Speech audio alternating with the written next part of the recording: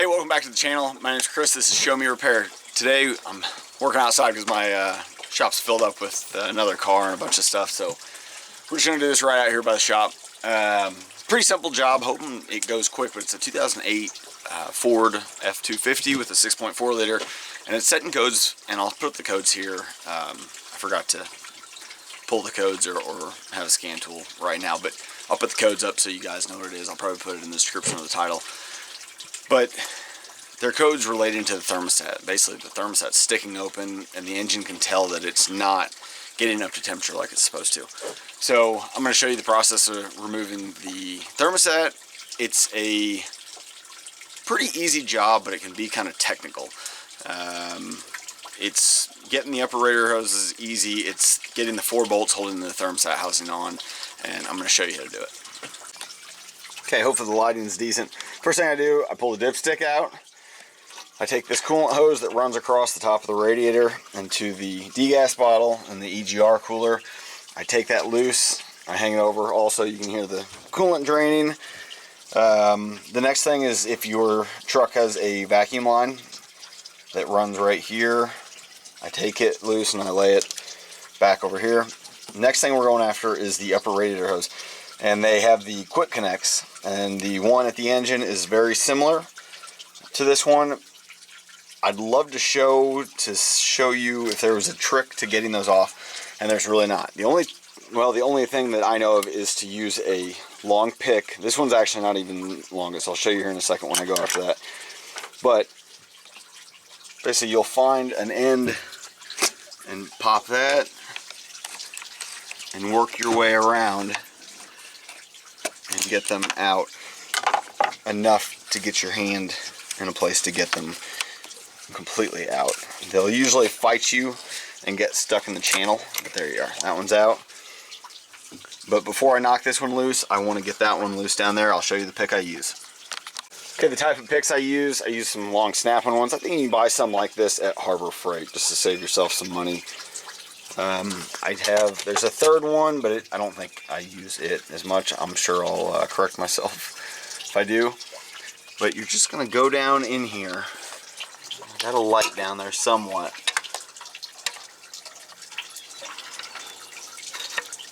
And we're going to see if we can find the snap ring. Oh, the light went down. Oh, I think I can still. Let me see what I can figure out. Okay, I was wrong. Pull this loose, this upper radiator, that way you can get underneath it. And I actually found the tab. I don't know if you guys can see. Yeah, there you are. You can see that the clip, this clip right here, is actually sticking up some. I've got it to suck up. Now I'm going to grab it with the pick and get it up out of the way. It's tough in there because you don't really have enough room to get the clip out completely, so you'll probably have to make sure you get it loose from the hose and then pull everything out as one. You may have to go fishing for that clip. Well, the clip on the bottom got bound up and I had to end up bending it out. It just wouldn't come out. Thankfully I have extra of these, and I know you can, I'm pretty sure you can buy these at the parts stores. I know you can buy them at Ford, so if you need an extra, don't worry, you can still get some. Normally they come out a lot easier and you just pop them out and they kick to the side and you get them out that way, but that one fought me. So then we will, well, maybe not. Normally they pop right out of there. That one I had to wiggle quite a bit to get out. I couldn't get a pry bar in there, but you can see there's little channels where that clip goes. And this one, yeah, this is, I don't know if, this could be just a Ford product. I think we got it at O'Reilly or Napa. But you know it's the updated one because it's got 2 O-rings on the engine side. The coolant, or the radiator side, still has 1 O-ring. But it's, I mean, look. Yeah, it was on there. That clip was on there right. The bigger slot on the top is where the middle of the clip would be, and these smaller ones on the side are where the ends of it go. It was just caught up in there. That was just a pain to get out, and that's just how they are. They're one of many reasons why I do not enjoy working on the 6.4 engine. Okay, now you can see the thermostat housing, and we have to go after, let's see if we can see here. See one bolt way at the top there, that rusty. Then there's one over to the left. There's one down below on the right side, and then one. Oh no! Now I remember. This block right here, I need to take this clamp loose. There's a 13mm that holds this block in, and then we can slide that out. Then we go after the 4 bolts for the thermostat housing. Okay, I got the metal bracket out. It sets in there just like this. So the flat side here is up against the EGR cooler. This bolt is what goes through here. I'd already pulled the clamp's sitting there. And I just use my flex head ratchet here and a 3-inch extension and a deep well 13mm. Get that loose. Once I break it loose, you can just put the extension socket down and reach and get the nut or bolt out, and then I use a magnet to pull the bolt out. Now, let me find the flashlight.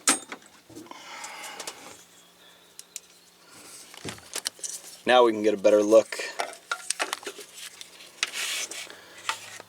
at the thermostat housing somewhat. Let's see, there we are. You can see the bolt over there. There's a bolt. There's actually 4 of them in a pattern. Once I get that out, I'll show you. But I'll show you the socket I use to get that out. Okay, what I use is a 1/4-inch drive, wobble head 8mm, and that lets you get in there and get to all of those bolts. Makes it a lot easier. Sometimes I even use a little bit longer extension, 12-inch extension I think I have, maybe longer. But I'm going to take all those loose, and then I'll show you the next step, which after I get all those bolts out, the next step would be getting the black ring around the thermostat, the aluminum thermostat housing, out. And I'll show you if there's a trick to getting it out, and I'll try to show it to you.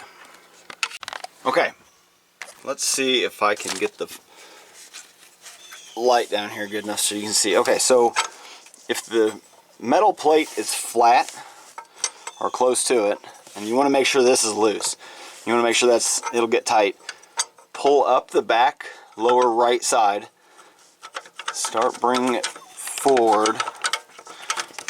Oh, I just had it.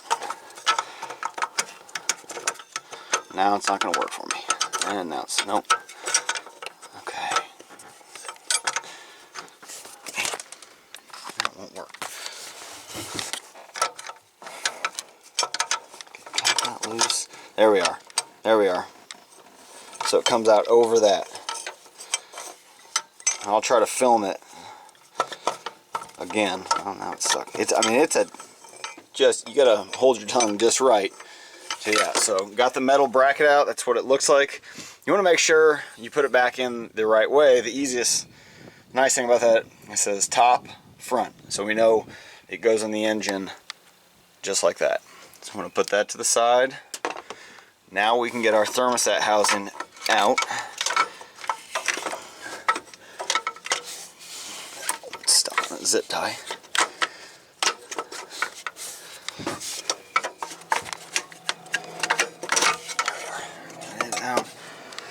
Okay, now we got it out. Yep, right there. You can see the rubber's missing on that one, and the rubber's kind of, you can see it's loose on all of these. So those thermostats are not sealing properly, and coolant's getting past them.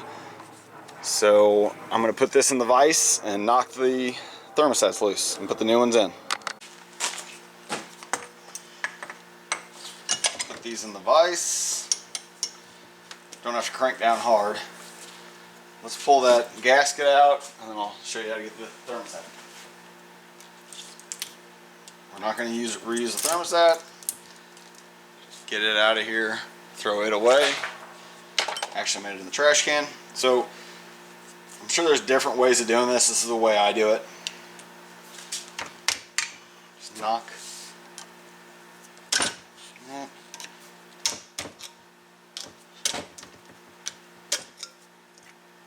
It's out. Oh, yeah, look at that.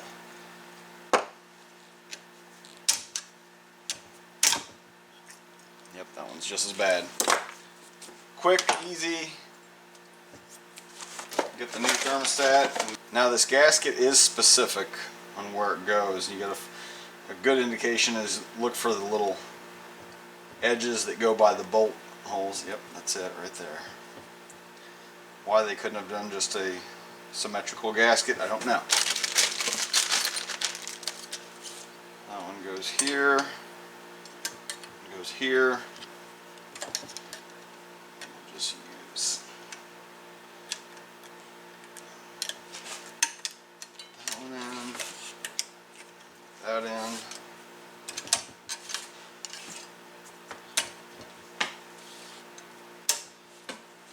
One down.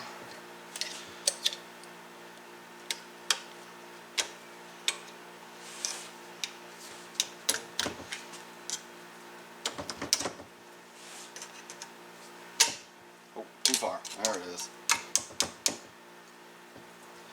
Okay, that's it. Ready to go back on the vehicle. Okay, now that we're ready to go back together, I'm going to make sure that sealing surface down here for the gasket's nice and clean, or at least nothing major in the way.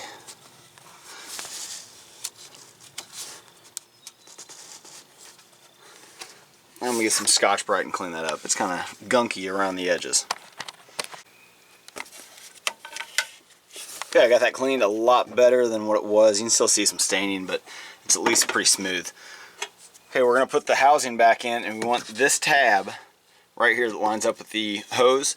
We want it facing towards the radiator. Let me get this light out of the way. I'm pretty sure it went in just like this. Yep. Maybe.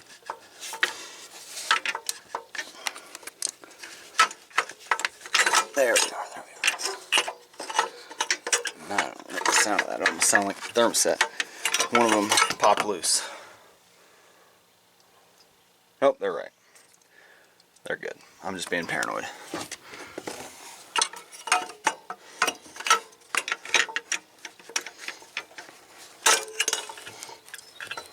Okay. And that can just kind of easily sit in there, and now we'll go after getting this in. It went in. Let's see if I can do this one-handed. So the front top is right here, and I'm going to go in at an angle like this. We're going to let the housing move over. There it goes, there it goes. Oh man, that was a breeze. Did that one-handed. That was kind of impressive. I don't know if you guys saw that, but we're back in place. Now I just need to get the bolts in, and you can't see. Yeah, see it's back in place down there. Now it's not exactly lined up. I'm gonna have to move the housing around and get the bolts in place. Just get them threaded in a little bit, and then I can tighten down all four. So I'm gonna get that done now. You're probably wondering how I get the screws in there, because they are tough. They're tough to get in. You can see I got that lower one. Let's get the finger right there. You can see a little bit of blue up there. That's the top right. I've got the bottom left. So what I do is with this wobble, I take a little bit of my towel, I rip off a piece, and it'll hold the bolt in there. It's just one way. There's 100 different ways to do this. That way the bolt will stay there and I can get it into its hole and get everything tightened up. Okay, got all those tight. Housing's in there good. I just basically, I snug one down and then I just work my way around. You can over tighten one and make it a pain to get the rest. So just kind of snug one down, then go to the next one and then just work your way around. And then I'm sure there's a torque for it, but I just go till it basically bolt bottoms out and turning with the 1/4 inch ratchet, and I can't turn anymore. There's no reason to get crazy with it. Now I need to put that bracket down here that supports the EGR cooler back in, and then we'll be able to put the hose back in. For now, since that one clip got bent, I'll use the clip from here and put it down there, and then I'll run into town and get me a new one. But that's pretty simple. I'll keep showing you the steps. Okay, got the bracket down there in, as you can see. Now I'm going to put the hose on, and it should just slide right on. Let's see.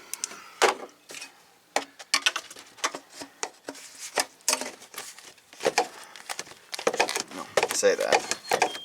I'm gonna put a little grease on that O-ring.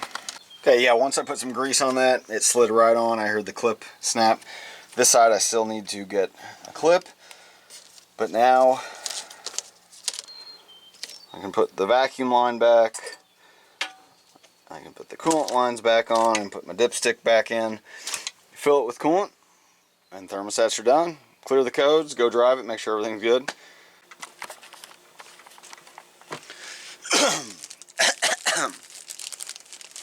Ready? Boy, I cut my hair. Baldness is showing through. Okay, so I finally, it was a day or so later, got a new clip. I went to Ford because it's just I knew they'd have it in stock. Here's the part number if anybody has any issues finding one. And for the 6.4, this should work on, if I remember correctly, it'll work on every connection that has a quick connect that uses one of these. I think I paid $10, which for a little piece of metal is kind of hard to believe, but you gotta have it. So I've already filled the cooling system and I already have the hose on. Let me get a little closer look for you. Okay, so that battery cable, perfect. So from the look of this, I can see that there's a little edge to this. This groove right here where this clip will go in. This one's straight in and this one's at an angle. And that, from messing with enough of these, I've put these clips on wrong and it actually caused me a hose that popped off. So this clip needs to go up from the bottom, and it should be pretty easy. We should be able to do this without even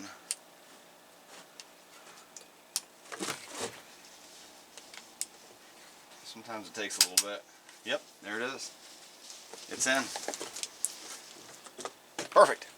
I already have the cooling system filled, and I think you can see there it's about at the full mark. Now I can actually go drive the truck. Make sure that I don't have any major leaks, I don't have any issues. I can let the truck actually warm up and get to operating temperature and make sure those thermostats are working. I need to clear the codes, and yeah, that's basically it. Replacing thermostats on these. They are a little on the technical side. It's just figuring out how to get that bracket out can be a pain in the butt. I remember the first time I did it, the workshop manual, I'm pretty sure the workshop manual says it can be done that way. It's been a long time since I've looked. I don't really care because I know I can do it that way. I know I can do it without causing harm to anything else. I'm not breaking anything or altering anything, so no, it's a pretty straightforward job. So I appreciate everybody for watching. Hopefully that helps you replace thermostats on your 6.4, and hopefully your 6.4 is running great and doesn't give you any issues. I hope the best for it, but I've never seen long-term good outcome from these engines. But I hope yours, if you have one, I hope it's running great. So I'll see you in the next video. Thanks a lot.